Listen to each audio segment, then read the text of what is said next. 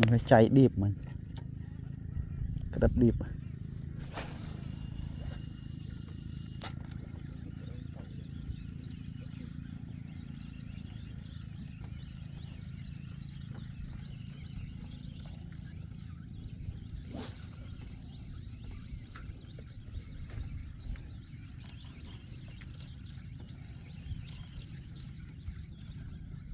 đánh một tiết ô nó lươn về thì điệp con điệp thì tôi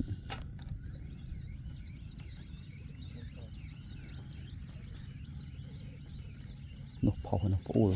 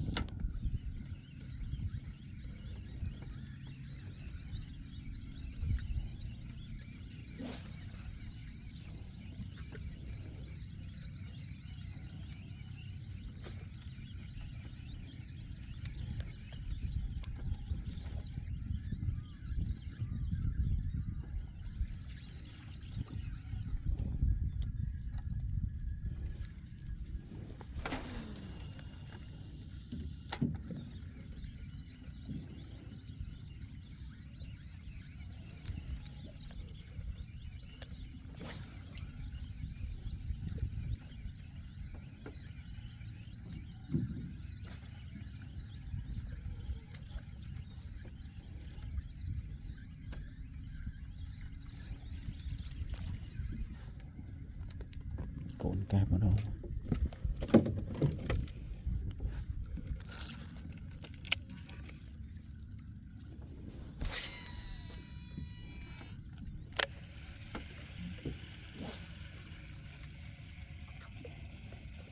chưa tôi cướp cho à giờ miền nông lòng pì à giờ phụt không à bên nào thế rồi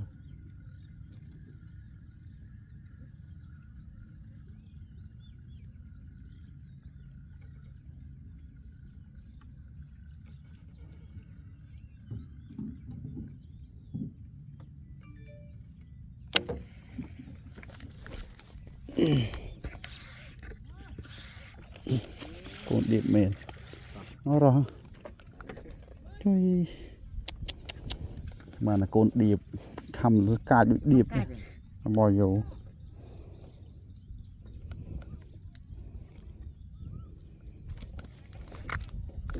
ngồi chua ăn ngồi chua nhá cố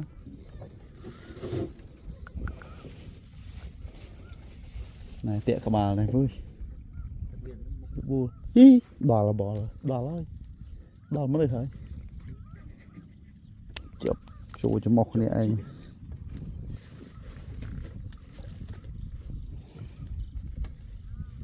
sao tao chỉ hiền nè cục một rồi thì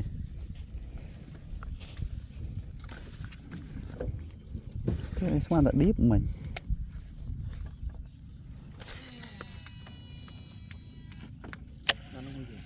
ngồi thì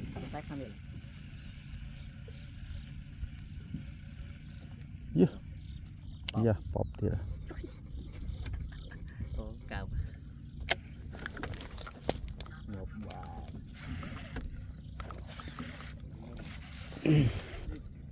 mất băng tầm mô cái cho nó khăm đi cái điệp à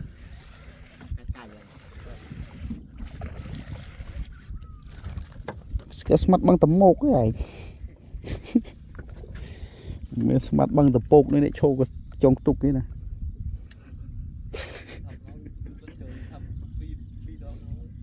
thấy chưa yeah, pi sâu bạn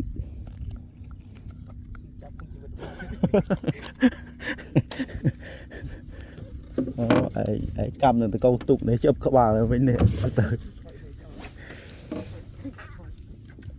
đi ngay pet phò đấy ở miền pet